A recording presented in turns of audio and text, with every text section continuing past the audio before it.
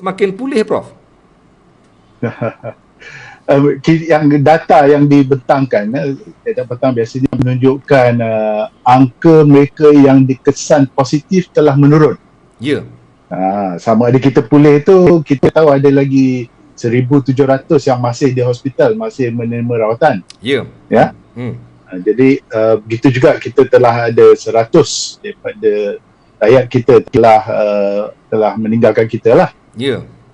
Ya. Tapi sama ada kita telah betul-betul mengekang virus ni, itu masih menjadi tanda tanya lah. Walaupun jumlah yang positif itu telah menurun, tapi saya jangkakan kemungkinan kita perlukan 1 minggu lagi, masuk minggu ke-15 untuk melihat nombor yang positif. Angka positif itu menurun bawah daripada 10. Sekarang ni kita 30 kan? Sekarang 31 ya. 30 campur sikit. Hari ni 31. 31. Ya. Alhamdulillah. Kita jangkakan kalau menurun minggu depan kita akan kurang daripada 10. Seeloknya lah. Jadi pada pengamatan Prof ni, Prof yakin boleh dapat single digit next week?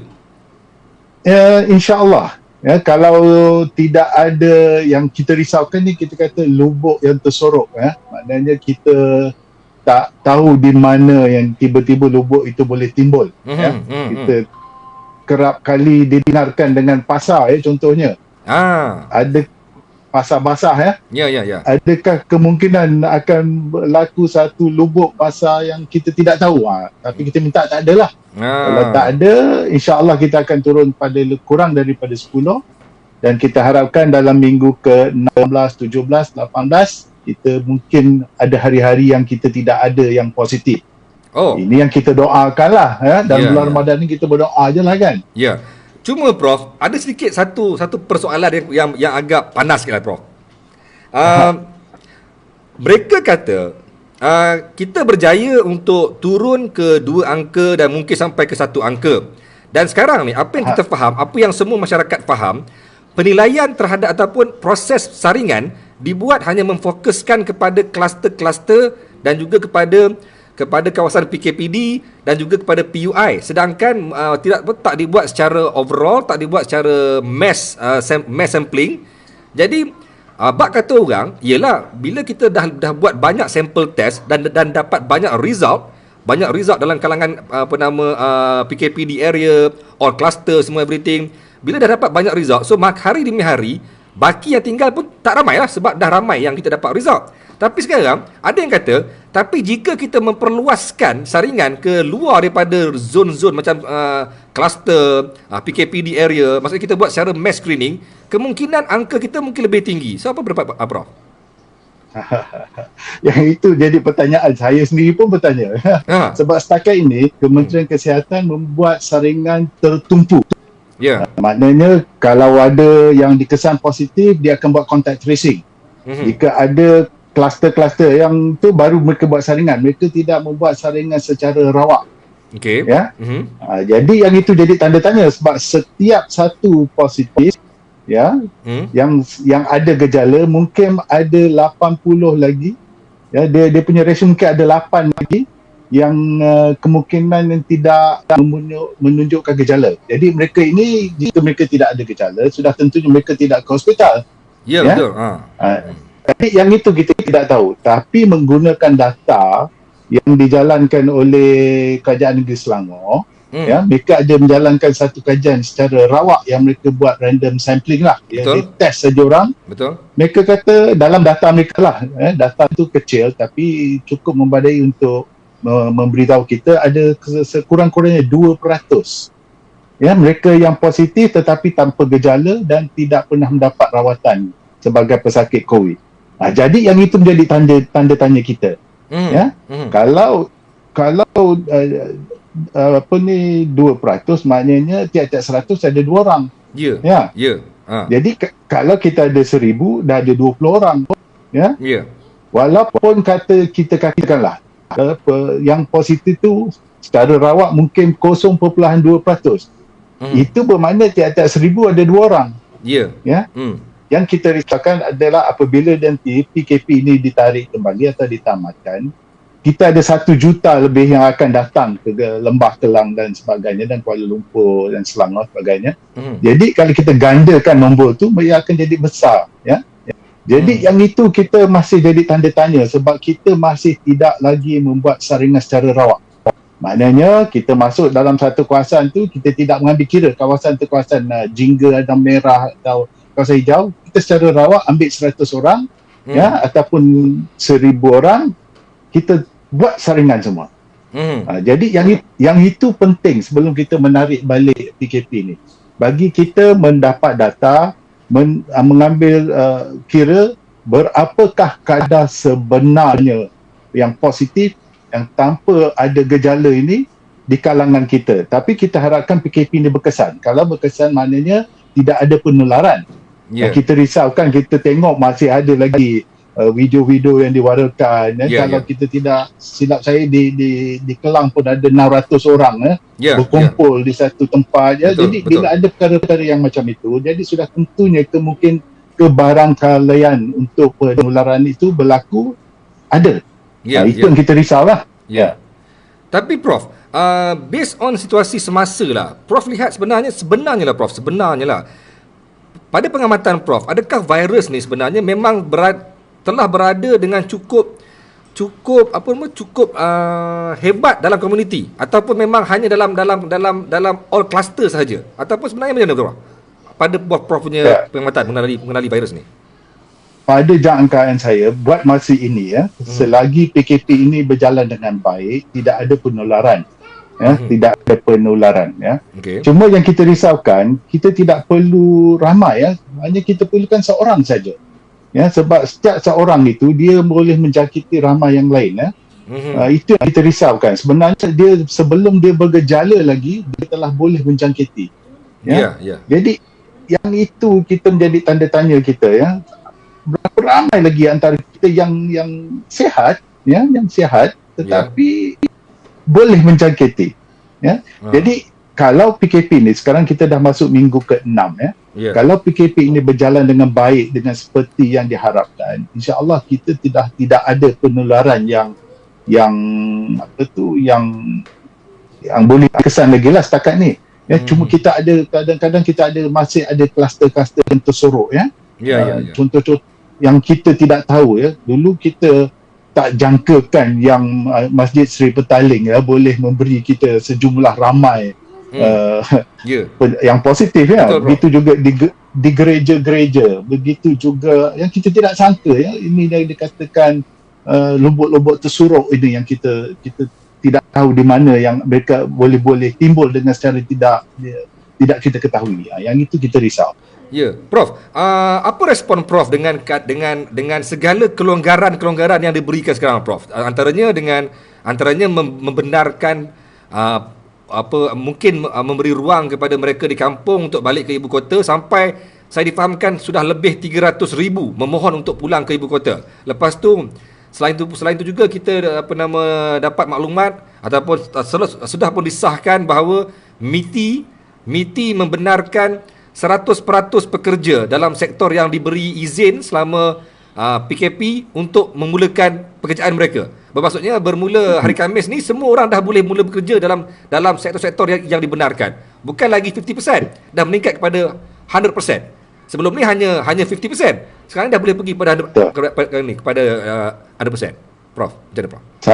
Saya percaya sebab impak bagi ekonomi kita tu adalah amat tinggi lah kan. Jadi bagi saya lah, tidak ada halangan bagi mereka yang daripada kawasan-kawasan hijau untuk pulang ke Lembah Kelang ini. Tetapi mesti mereka harus tahu di Lembah Kelang ini masih ada penularan yang masih belum dapat dikekang dengan sepenuhnya. Jadi apabila mereka pulang ke Lembah Kelang ini, mereka mesti mengambil langkah-langkah melindungi diri mereka sendiri. Jadi mereka mesti tahu apa yang patut mereka lakukan. Maknanya mereka mesti sentiasa melakukan langkah-langkah disarankan oleh Kementerian Kesihatan bagi melindungi diri mereka sendiri. Mereka sama ni, apabila mereka di tempat-tempat di kampung-kampung mereka duduk dalam kawasan hijau, mereka tidak dijangkiti. Jadi oleh sebab itu begitu juga dengan sektor-sektor pekerjaan. Kita kita faham kepentingan untuk kembali menjalankan aktiviti ekonomi. Tetapi mereka juga mesti tahu jika sekiranya berlaku penularan di tempat kerja, tempat kerja itu secara tidak langsung akan ditutup. Ya, betul. Ya. Jadi kita tidak mahu, kita telah mengalami sekarang ni 6 minggu PKP. Kita tidak mahu jika nombor angka ini meletup naik balik semula dan kena PKP lagi sekali. Yang lebih panjang. Pada pengamatan Prof, adakah possibility untuk gelombang kedua, ketiga tu boleh jadi kalau kata kita tak berhati-hati dalam membenarkan pergerakan ni? Okey, macam ni sebab virus tu masih ada lagi bersama kita. Ya, kita belum sampai di tahap seperti New Zealand. Kalau New Zealand mereka tidak ada lagi zero case. Tidak ada lagi kes. Bagi mereka telah hapuskan virus COVID-19 tu daripada New Zealand. Kita masih belum setakat itu lagi. Kita masih ada lagi mereka yang dijangkiti, yang bergejala, yang dikesan oleh Kementerian Kesihatan. Yang kita tidak tahu mereka yang positif dan tidak bergejala dan masih belum dapat dikesan.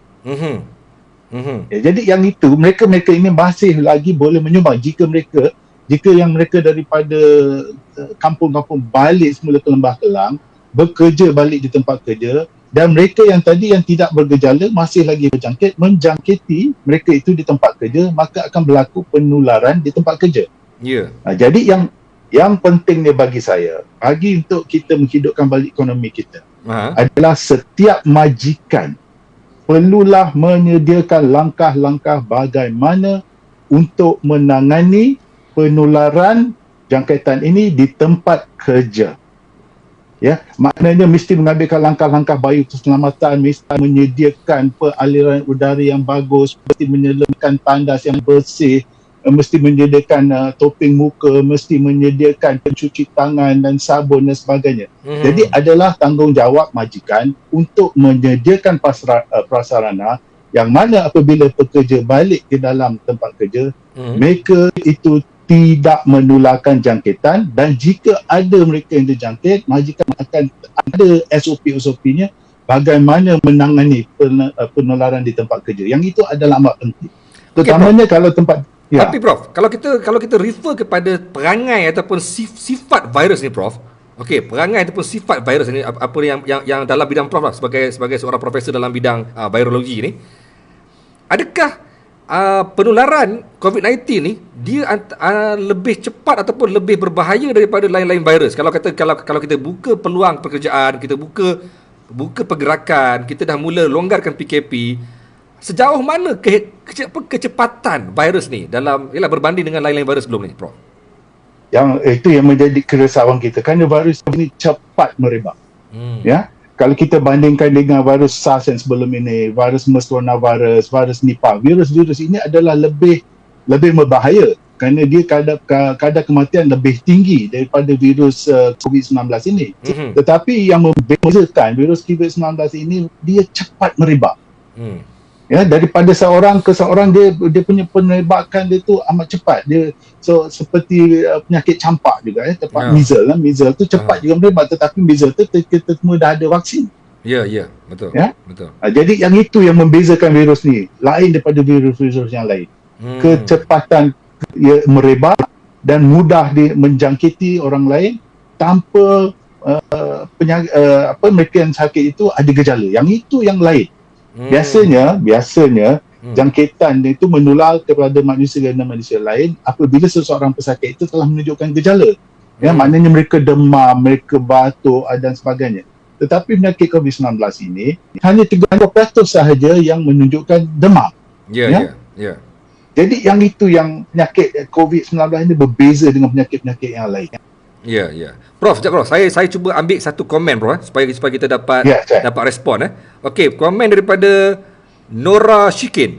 Nak ke majikan sediakan prasarana untuk keselamatan tu? Semua tu memerlukan modal. Sedangkan banyak company yang terkesan disebabkan COVID-19. So apa yang saya faham daripada komen dia ni Prof, daripada soalan dia ni, memang ada pelbagai SOP untuk menangani, untuk membolehkan pekerja untuk mula bekerja.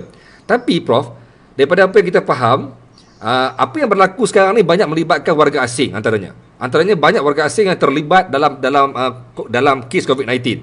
Dan pastinya apabila kilang-kilang mula dibuka, mereka juga antara yang paling ramai akan mula bekerja. Dan attitude warga asing, malah sekali kilang-kilang di kawasan luar bandar yang mungkin tidak begitu prihatin, tidak begitu menekankan aspek SOP ni, mungkin akan memberi kesan lain. So macam mana, Prof? Itu yang kita risaukan. Tetapi majikan mesti tahu, jika mereka sendiri tidak mengambil langkah-langkah, maka penurunan akan berlaku di tempat kerja itu, dan perjalanan ekonomi di syarikat itu sendiri akan terganggu, ya, mungkin lebih teruk lagi, ya. Sebab jika ada penurunan dalam tempat kerja, maknanya pekerja itu semua kena kuarantin, ya. Jika daripada seorang menjangkiti katakanlah lagi 20 orang tempat kerja, ya, jika 20 pekerja itu telah dikuarantinkan, maka kilang itu sendiri tidak boleh beroperasi. Ya, jadi adalah lebih murah, walaupun dalam keadaan terdesak sekarang, adalah lebih murah bagi pihak majikan menyediakan prasarana seperti yang saya katakan tadi, ya, yang boleh menghalang penularan, ya, dalam tempat kerja. Okey, Prof. Seorang ni, Prof. Ada seorang yang bernama tanya. Tolong tanyakan Prof tentang vaksin. Sejauh mana kemampuan kita untuk hasilkan vaksin bagi COVID-19, Prof? Bagi kita, kalau di Malaysia lah, bagi Malaysia tidak ada kemampuan untuk menghasilkan vaksin. Kerana di Malaysia sebagai tuan negara, kita tidak mampu mengeluarkan satu pun vaksin untuk kegunaan manusia. Kita membeli semua vaksin. Setakat ni semua benda, kita tak pernah buat vaksin. Semua vaksin. Kita semua beli. Okay. Ya. Kita Malaysia hanya mampu mengeluarkan vaksin untuk ayam. Okey. Kalau vaksin untuk ayam, kita memang ada lah. Kita ada memang syarikat Malaysia yang membuat vaksin untuk ayam dan ternakan lah. Tapi untuk manusia, semuanya kita beli. Yang itu jadi masalah kita sekarang. Apabila dalam keadaan wabak melanda seluruh dunia, setiap pengeluar vaksin akan mengutamakan rakyat dan negara mereka sendiri. Jadi sekarang ni kita dalam keadaan situasi yang tidak baik lah, tidak begitu baik. Ya. Untuk vaksin, kita tahu ada 100 lebih sekarang ni vaksin yang sedang dalam proses ujian. Tetapi tidak satu pun vaksin yang sedang dikaji sekarang ni telah diperuntukkan untuk kita di Malaysia. Okey, Prof. One more question, Prof. Prof, komen sikit tentang varian virus COVID-19 yang boleh bermutasi sehingga 30 jenis. Apa maksud dia difahamkan sudah sampai 30 jenis mutasi. Apa maksud dia, Prof? Dia macam ni lah. Virus ni dia ada dua kategori. Satu dia panggil virus DNA dan satu virus RNA. Ini dah jadi teknikal sikit ni lah. Tapi secara ringkasnya lah, memang lumrah virus ni, dia apabila dia membiak tu, dia setiap pembiakan dia akan ada kerosakan, sebab dia tak ada macam kita ada sistem yang mana kita boleh edit, kita boleh saring. Ada mutasi kita buang, tapi virus dia tidak ada kebolehan untuk menyaring. Oleh sebab itulah dia sentiasa berubah, sentiasa ada mutasi. Dan tidak semuanya virus yang ada mutasi ni akan menjadi lebih ganas lah, kata orang kan. Tidak semestinya, ya. Kemungkinan juga ada virus bila dia telah mengalami proses mutasi, dia akan menjadi lebih lembut virus tu, ya. Dia pro and con lah. Dia mungkin lebih hebat dan mungkin lebih lembik. Ya. Kebanyakan virus kalau kita sepanjang kajian saya, dia akan menjadi lebih lemah. Kerana virus ni dia tidak suka yang mereka terjangkit tu sakit teruk atau mati. Sebab apabila itu berlaku, virus itu sendiri akan mati. Okey. Jadi virus itu dia lebih suka menjangkit, tetapi yang dijangkiti itu sihat dan terus hidup. Jadi virus itu terus membiak. Kerana virus ni tujuan dia tidak ada lain, hanya untuk membiak dan berkembang, itu saja. Okey, Prof. One more, Prof. Dia tanya, berapa lama virus COVID-19 sebenarnya boleh bertahan? Sebab ada yang kata 14 hari, ada pula kes sampai 20 hari. Saya tengok, Prof, macam saya tengok 2-3 kes yang dirawat di hospital, dia masuk sekian-sekian hari bulan, lepas sebulan lebih baru dia meninggal. Maksudnya dia masuk sekian-sekian hari bulan, tapi selepas sebulan lebih baru dia meninggal. So adakah selama 30 hari tu, selama lebih kurang 30 hari tu, dia dalam keadaan bervirus ataupun macam mana, Prof? Sebenarnya berapa lama dia bertahan? Dia dalam macam ni lah. Data daripada negeri China menunjukkan virus itu akan berada di dalam badan tidak lebih daripada 21 hari biasanya, kebiasaannya. Dalam 21 hari ya. 20 hari plus or minus lah sikit-sikit kan. Tetapi memang tidak dinafikan ada di antara pesakit-pesakit ini yang akan menunjukkan virus itu berada dalam badan sampai 1 bulan. Tetapi virus yang ada itu tidak bermakna virus itu boleh menyebabkan jangkitan ya. Sebab cara pengesanan yang dibuat di hospital adalah menggunakan teknik pengesanan genom.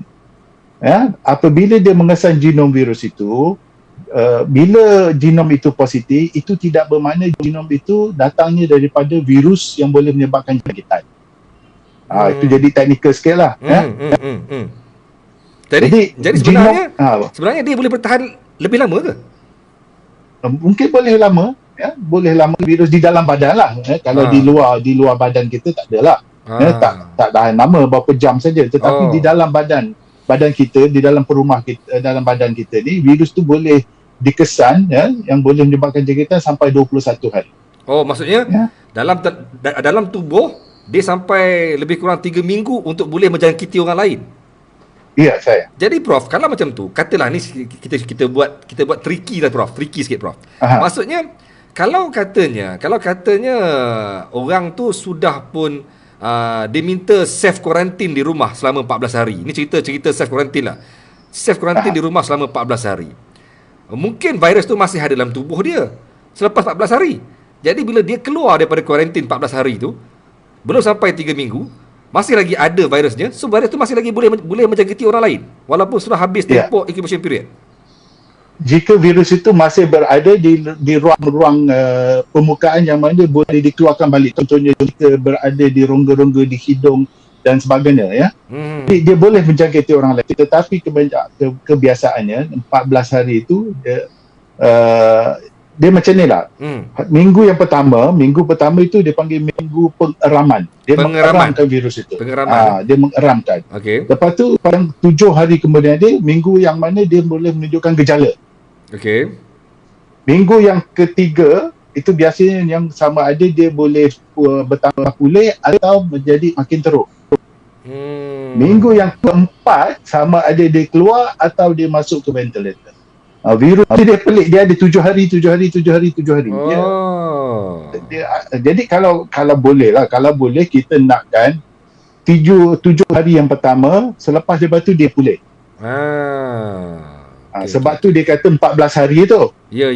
Jadi maknanya dia 17 hari dia mengeramkan virus, lepas tu virus tu tidak boleh membiak lagi. Jadi dalam 7 hari itu dia akan Kementerian Kesihatan akan memantau melihat ada virus tu tidak. Ya, selepas 14 hari jika tidak ada virus, maknanya pesakit itu yang telah dicangkiti, dia punya sistem imun dia boleh melawan virus itu dan tidak ada lagi virus yang boleh dikesan, mereka itu boleh dikeluarkan daripada kuarantin. Tetapi kebanyakannya Kementerian Kesihatan Malaysia ni, bila positif saja mereka akan terus letakkan di hospital. Ya, dan mereka akan dipantau sampai tidak ada virus boleh dikesan. Ya, baru mereka dibenarkan balik. Itu yang kadang-kadang sampai sebulan tu. Prof, ada soalan lagi Prof. Ada tak yang dah sihat? Maksudnya kalau dah sihat tapi dia boleh memberi kesan masa depan, future effect pada orang tu. Ada ke kemungkinan, ada ke possibility tu? Itu kemungkinan tu tetap ada, ya. Kemungkinan tu tetap ada. Tetapi yang itu sekarang ni kita pun macam saya pun sama juga menunggu Kementerian Kesihatan. Ya. Ada tak? Tapi setakat ini melalui yang saya dengar PC tiap-tiap petang tu, menurut pengarah ya, kesihatan, maka tidak ada lagi yang menunjukkan kesan-kesan sampingan yang seterusnya ya. Betul. Jadi tapi yang penting dia, setiap pesakit ini mestilah memantau dan melaporkan jika ada berlaku perubahan ataupun ada kesan-kesan sampingan. Jadi adalah penting bagi mereka melaporkan kepada Kementerian Kesihatan supaya benda ini boleh direkodkan ya. Tapi setakat ini tidak ada yang saya tahulah. Prof, dia orang bagi soalan panas sikit Prof. Betul virus ni betul ke daripada kelawar ataupun buatan manusia? Soalan tricky ni, Prof. Soalan maut ni, Prof. Dia macam ni lah. Ya. Macam ni lah saya cakap, saya selalu beritahu orang. Kehebatan manusia tu belum sampai kehebatan pencipta. Ya. Okey. Itu jawapan saya lah. Jadi faham-faham lah kan. Maknanya kehebatan manusia, sehebat-hebat mana manusia masih belum sampai tahap kehebatan pencipta. Jadi insya-Allah bagi saya lah, melihat pada kajian-kajian telah dilakukan, tidak ada yang menunjukkan ini adalah ciptaan manusia. Belum ada lagi. Ya. Itu bukan jawapan selamat, Prof. Memang itu hasil kajian, Prof. Memang hasil kajian, Prof. Okey, Prof. Lagi, Prof. Apa nama? Okey, saya nak patah balik pasal kelonggaran dalam PKP ni. Kalau Prof lah sebagai seorang pakar virus, melihat situasi semasa, melihat keadaan negara kita, melihat situasi dunia dan sebagainya, adakah Prof rasa sekarang adalah masa yang terbaik untuk kita melonggarkan PKP? Macam ni lah. Kita tidak boleh meneruskan PKP ni sampai bila-bila. Okey. Ya, kita mesti meneruskan hidup kita. Tetapi baiknya ada hari demi hari tanpa new case. Ya. Okey, Prof. Apakah benchmark terbaik? Adakah melihat no new case hari demi hari ataupun kadar kebolehjangkitan tu zero? Sekarang ni ada 1,719 kes aktif dalam rawatan. Jadi kita nak tengok mana? Nak tengok yang masih aktif ni dah kosong ke ataupun kes baru tu kosong? Kes baru tu kosong. Sebab yang aktif ni, kes yang ada kebangkaran untuk menjangkit ni, mereka telah di kuarantin di hospital. Betul. Mereka dirawat di hospital. Jadi yang ini kita akan memantau sampai mereka sembuh. Ya, kita harapkan semua 1,700 ni akan pulih lah. Yes. Saya kalau boleh saya tak ada kematian lagi. Kalau boleh itu kita nak hari-hari sampai seminggu tidak ada kematian. Yang itu saya harapkanlah, saya doakan. Prof menyebut 8 Mei. 8 Mei bermaksud hanya lebih kurang 10 hari lagi ni. 10 hari lagi. So maksud Prof dalam tempoh 10 hari lagi kita akan dapat melihat data tu betul-betul berada pada tahap sifar ataupun tahap 1 digit Jika sekiranya penurunan berlaku seterusnya mengikut pada yang trend dia sekarang lah, mengikut pada trend sekarang.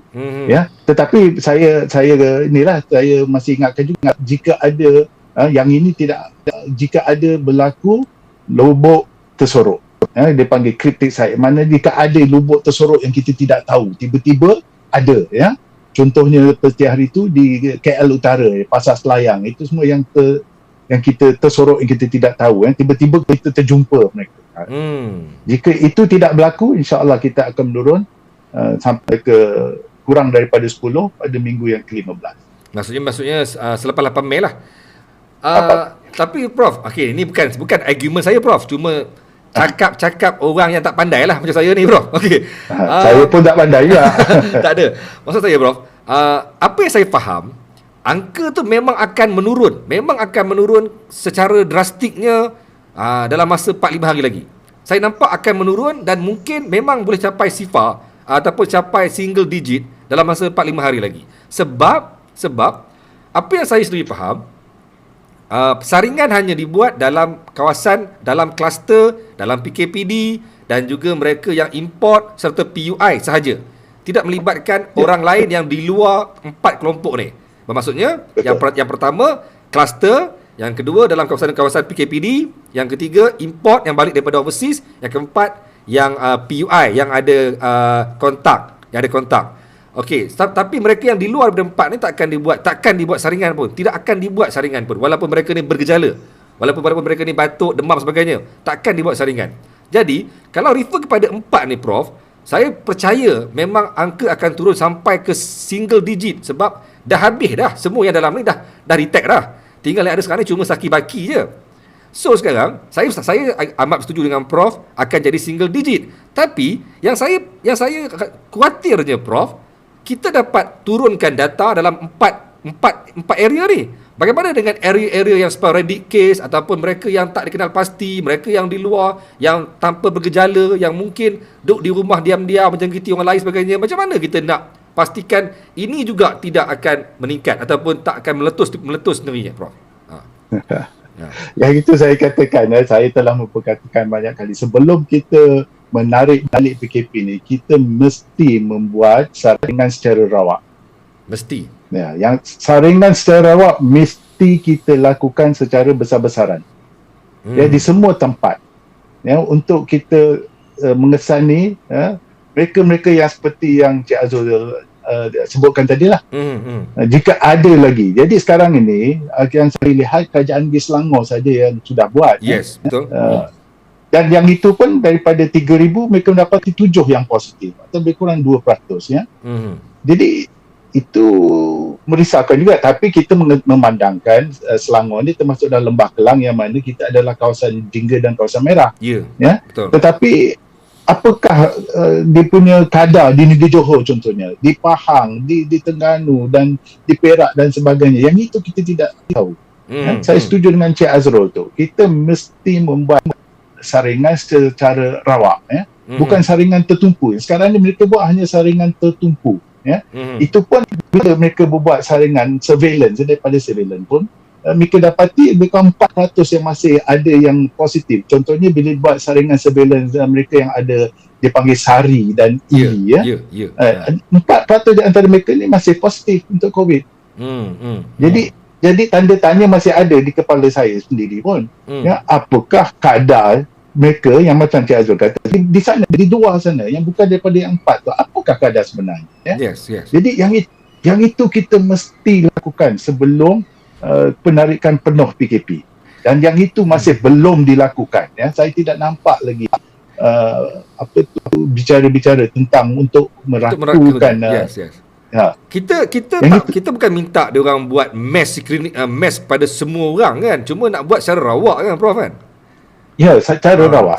Tetapi kalau kita tengok kan, kalau di Amerika, ya, apabila melakukan 2% dari penduduk mereka pun mereka kata masih tidak cukup. Yes. Kita mesti menjalankan sekurang-kurangnya 10%. Kalau 10% bermaknanya lebih kurang dalam 320,000 rakyat Malaysia kita kena saring. Ya. Tetapi saya dengar dekat Singapura, Prof, Singapura sekarang ni angka dia terlampau tinggi. Adakah kerana dia buat mass screening? Mereka buat mass screening. Mass screening. Di mana-mana saja ada pekerja asing, ya, mereka akan screen. Jadi Singapura dia tidak buat kaedah bertumpu, Dia buat secara rawak. Mereka buat dua-dua sekali. Secara tumpu pun mereka buat, secara rawak pun mereka buat. Sebab mereka nak tahu di kalangan penduduk yang bukan pendatang, bukan pekerja, berapa peratus mereka, ya? Dan mereka dapat mengesan, masih ada lagi yang positif. Kalau kita tengok data mereka bentangkan hari ini pun masih ada lagi positif daripada komuniti, walaupun tidak ramai tetapi masih ada positif. Yang selebihnya 95% adalah datang daripada pekerja. Ya. Tapi yang menarik Encik Azul timbulkan pasal Singapura, ya. Sebab kadar kematian di Singapura adalah amat rendah. Betul, Prof. Betul. Sangat walaupun mereka 15,000 tetapi kadar kematian hanya 12 orang. Yes, betul. Jadi apa rahsia mereka? Mereka pesan awal lah kot. Mereka dapat detect awal lah kot. Dan mungkin mereka merawat lebih awal. Dan mereka mungkin menggunakan teknik merawatan yang lebih baik daripada kita. Ya. Sebab kalau saya tengok pada data kematian kita, masih lantai dia sama saja, ya. Tidak menjunam. Maknanya cara kita merawat masih tidak berubah. Bagi saya lah. Saya ada simpan data hari-hari, Prof. Jadi saya tengok saya ambil kira, daripada saya punya pengamatan, ada 5 ke 6 kes yang hari ini dikesan positif, esok meninggal. Ya. Ada yang dah masuk ward 8 hari ataupun 10 hari, tiba-tiba hari ni baru dapat dia punya result positif, esok meninggal. So benda tu buat saya rasa macam agak confused. Kenapa selama 8 ataupun 10 hari dalam ward dia belum positif, tiba-tiba bila dapat positif meninggal. So adakah dia dah sampai tahap memang dah nazak sangat ke apa ke? Tapi ini bukan first case. Saya dapat kesan 8 ataupun 7-8 kes yang hari ni positif, esok meninggal. Jadi apa sebenarnya yang berlaku ni, Prof? Saya pun sebenarnya tidak tahu apa yang berlaku di hospital, sebab bagi kami, macam saya ni semua, pakar-pakar sains apa semua, kami tidak tidak terlibat, tapi apa yang saya dengar, apa yang diperkatakan oleh Ketua Pengarah adalah mereka ini lambat, dikesan lambat ya. Dikesan. Ya. Lambat dikesan, itu yang dikatakan oleh Ketua Pengarah. Lambat dikesan sebabkan dia yang orang tu sendiri yang lambat lapor diri ke, ataupun result tu lambat keluar tu. Result Biasanya mereka pesakit itu sendiri yang lambat datang ke hospital. Kalau dah sampai dah sampai nazak, dah sampai kritikal tu, Prof. Sampai level 4, level 5. Penyakit COVID-19 ni dia pelik sikit. Ya, kadang-kadang mereka itu sihat. Ya, mereka itu sihat seperti biasa dan tiba-tiba saja mereka mengalami kesesakan nafas. Tiba-tiba dia boleh tiba. Oh. Dia Jadi boleh yang tiba-tiba video-video yang viral sebelum ni, video-video viral kat China tiba-tiba ditumbang tu betul lah, Prof? Kemungkinan betul. Ya, lebih banyak kita belajar pada pasal penyakit ni, lagi banyak yang kita tidak tahu. Contohnya penyakit ni pelik ya, hanya 30% saja yang ada menunjukkan simptom demam, suhu badan yang tinggi. Ya, jadi walaupun kita menggunakan termometer untuk mengambil suhu badan, ya, pengambilan suhu badan itu tidak kesan kerana 30% saja yang dikatakan menunjukkan demam, ya. Yang selebihnya mereka tidak ada demam. Tiba-tiba saja mereka gejala utama mereka adalah kesesakan bernafas. Boleh sampai dalam keadaan dia sihat, berdiri elok, tiba-tiba dia boleh sampai dia punya nafas sesak tu Nafas sesak. Ya, kalau kita tengok cerita yang pelajar Malaysia yang meninggal di England ya, contohnya seorang yang muda sihat ya. Dia kata dia tidak ada demam dan sebagainya, tiba-tiba saja dia sesak nafas ya. Jadi itu penyakit COVID-19 ni adalah satu penyakit yang amat unik yang tidak ada lagi. Dan dia orang kata dia punya virus ni amat bijak. Amat bijak. Virus ni tidak ada otak macam kita boleh berfikir ya. Ada yang kata very intelligent virus dah. Saya pun tak tahu macam mana. Pada alien.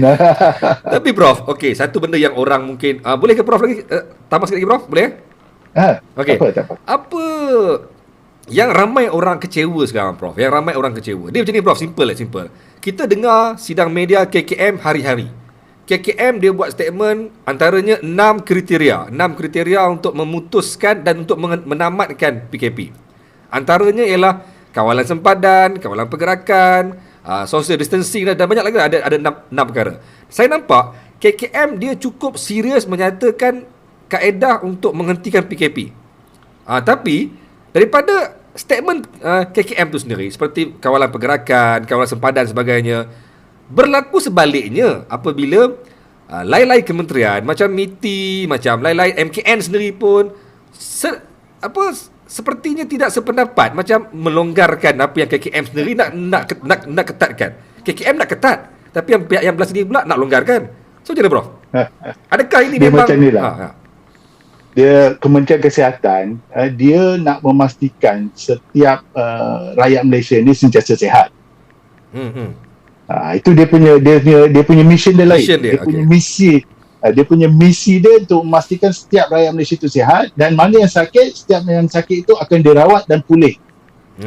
Itu misi Kementerian Kesihatan ya. Jadi kementerian yang lain-lain dia ada misi-misi lain. Misi ekonomi kita.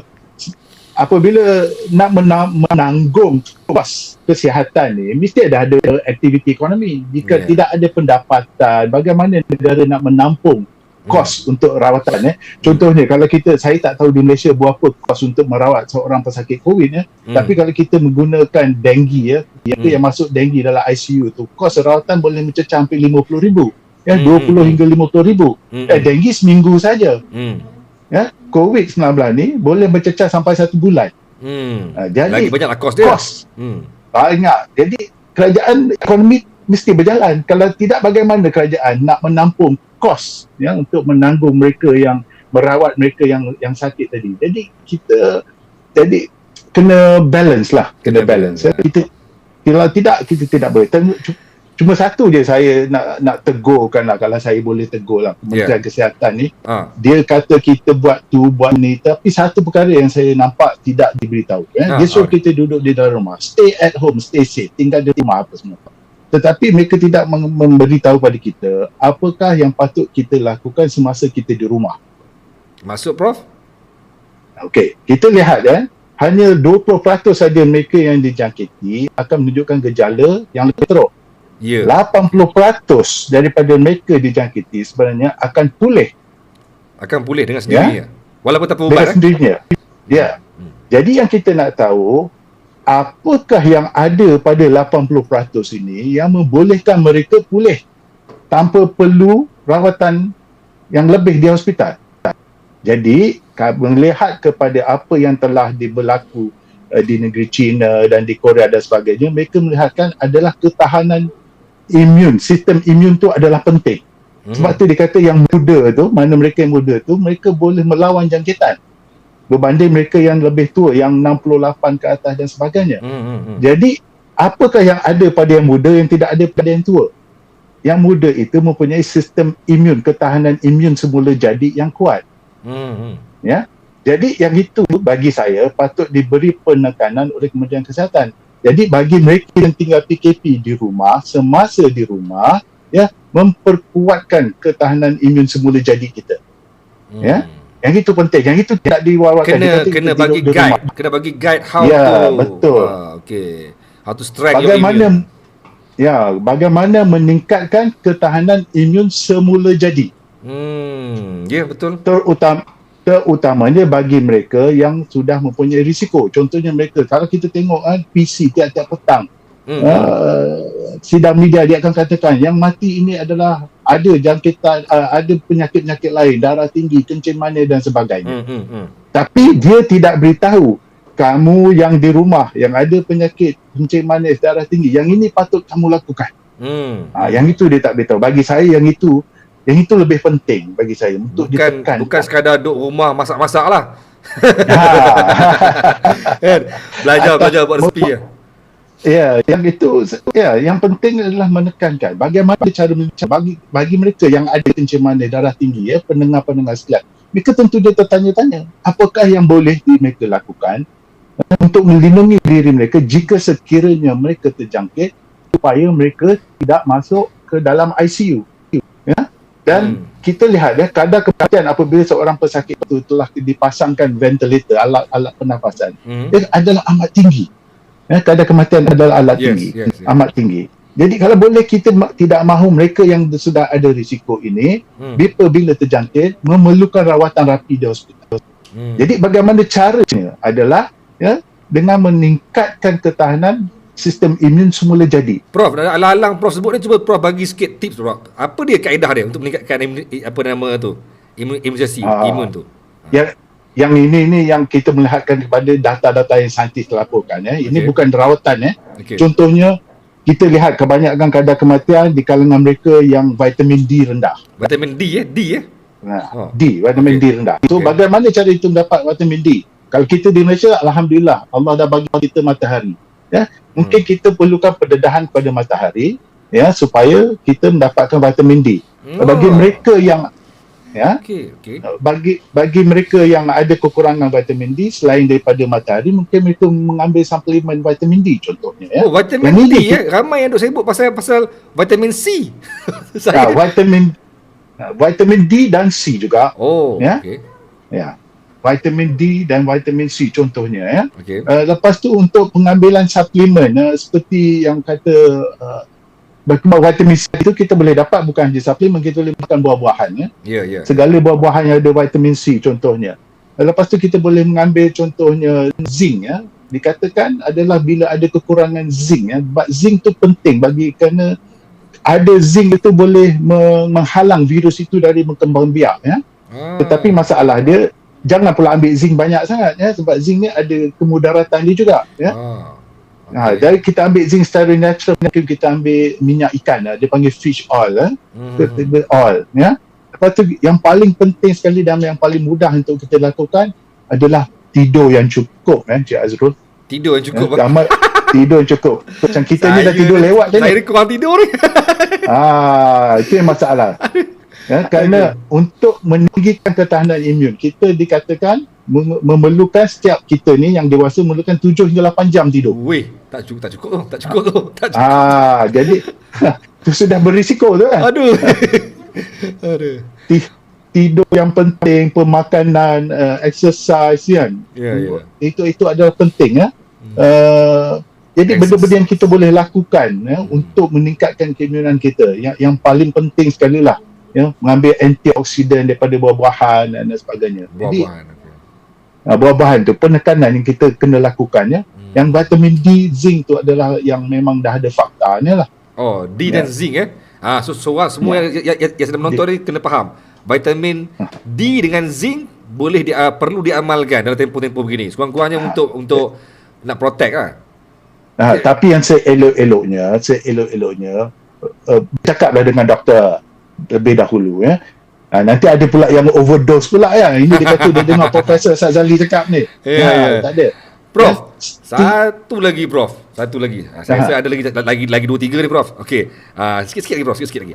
Apa nama sekarang ni Prof? Kalau Prof lihat setiap kali sidang media KKM jam 4 petang, saya sering kali melihat ada beberapa percanggahan data Prof. Saya tak sure sama ada Prof nampak ke tidak. Dan ini menyebabkan ramai orang bertanya sama ada data KKM tidak tepat ke, ataupun ada yang sengaja disembunyi ke, ataupun mungkin ada data yang tak boleh didedahkan ke. Contohnya Prof, contohnya hari demi hari kita tengok macam hari ni 31 kes baru dilaporkan. Sama dengan semalam pun sekian angka disebut. Tapi bila kita tengok jumlah pelajar tahfiz dan campur dengan lain-lain, sekarang ni kan dah muncul pula new cluster tahfiz pula. Before this kita risau dengan tabligh, now tahfiz pula. So bila campur angka tahfiz ni dengan angka-angka lain, nampak macam lebih daripada apa yang dibentangkan dalam sidang media. Adakah ada kes yang memang dia diasingkan daripada data ataupun macam mana Prof?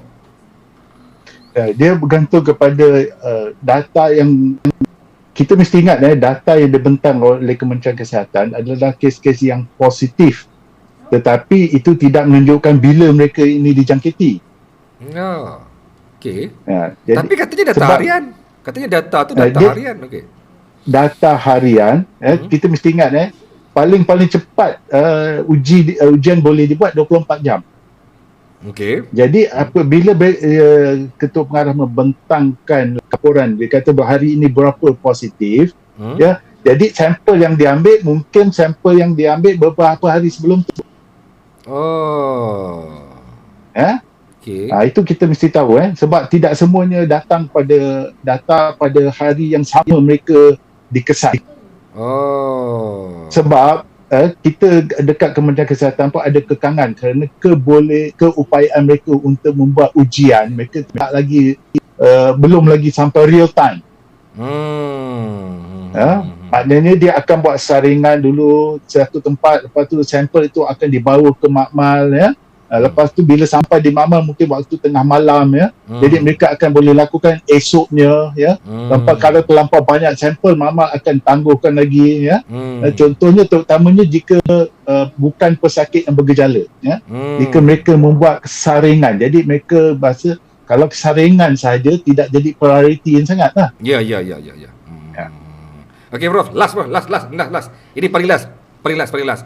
Prof, tadi Prof kata 8 Mei mungkin akan nampak kita dah mula sifar ataupun mendatar ataupun mungkin kosong ataupun mungkin single digit. Dan Prof sendiri tadi sebut kata mungkin paling tidak pun sampai Aidilfitri. Itu kemungkinan. Itu kemungkinan yang Prof lihat kepada data. Now, kalau saya bagi Prof sendiri membuat pilihan. Tadi itu based on data dan graf. Sekarang ni kalau Prof sebagai orang yang boleh membuat pilihan, Prof nak sebut sepatutnya PKP ni bila patutnya dihentikan. Kalau Prof sebagai orang yang boleh buat. Ramai orang marah nanti. Tak apa Prof, itu based on Prof punya pengamatan, Prof punya hati-hati terhadap kes-kes baru, mengambil kira mungkin gelombang-gelombang lain dan sebagainya. Bila paling tepat untuk kita nak stop PKP? Bagi saya selepas hari raya. Selepas hari raya. Sebab sikit. Ya, sebab masa jika tidak di hari raya tu masih akan yang melanggar peraturan tu akan ramai. Okey. Ya, sebab belum jadi normal bagi hidup kita untuk penjarakan sosial dan memakai topeng. Nanti bila di hari raya kita masih nak bergambar grup foto dan sebagainya. Tak boleh Ya. kan. Kita lepas tu, sebab tu saya katakan selepas raya, dan seeloknya lepas gawai lah, sebab gawai di Sarawak. Yes. Dan kita biasanya selepas hari raya ramai yang puasa 6 ya. Selepas puasa 6 baru dia meraikan. Ya. Betul. Jadi kalau saya lah kan, tapi tentunya ramai yang tidak mungkin yang tidak setuju, sebab mereka perlukan pendapatan untuk digunakan untuk hari raya itu sendiri. Betul. Ya, jadi sebagai virologist, sebagai pakar virologist dan sebagai juga mesti mengambil kira tentang ekonomi kita ya. Sebab setiap kita yang akan meraihkan perayaan itu memerlukan keuangan. Ya. Tapi kalau dah raya pun tak boleh, Prof. Nak kewangan apa, Prof? Nak beli baju tak boleh. Sebab tu saya kata lepas raya. Ya. Bagi dia orang sebab hari ni pun Melaka dah keluarkan surat tidak dibenarkan sembahyang Aidilfitri di masjid. Maksudnya lepas ni pun saya yakin lain-lain negeri pun akan keluar statement yang sama. Maksudnya tiadalah atau apa salam bersalaman, kunjung mengunjung kan. Jadi itulah dia. Okey Prof, saya rasa perkongsian hampir 1 jam daripada Prof yang sangat-sangat bermanfaat. Ramai orang komen sebenarnya. Saya nak baca komen dia orang pun tak larat Prof. Lebih kurang ada 1,400 komen. Wah, saya nak baca memang tak nak baca. Laju orang komen ni. Tapi okey Prof, akhir katalah Prof, saya bagi Prof ruang terakhir untuk bagi untuk bagi nasihat bagi mereka semua yang sedang menonton ni Prof. Saya nak menasihatilah bagi semua yang duduk di rumah ya. Perlulah mengambil langkah-langkah. Bukan kita nak semua rakyat Malaysia menyuruh daripada virus ini. Kita mesti mengambil peluang ini adalah untuk mempertingkatkan ketahanan kita punya immunity semula jadi kita. Yang itu saya tekankan. Jika sekiranya kita terjangkit, insya-Allah jika imun kita bagus, insya-Allah imun kita akan melindungi kita. Dan selain daripada itu kita doalah sepanjang bulan Ramadan ni, semoga Allah melindungi diri kita dan keluarga kita dan semua rakyat Malaysia seterusnya. Amin. Amin. Thank you Prof. So, saya akan hubungi Prof lagi lepas ni kalau ada lagi boleh Prof Akan datang. Boleh Prof. Okey Prof. Assalamualaikum Prof. Terima kasih Prof. Waalaikumsalam warahmatullahi. Waalaikumsalam Prof. Baik, thank you Prof.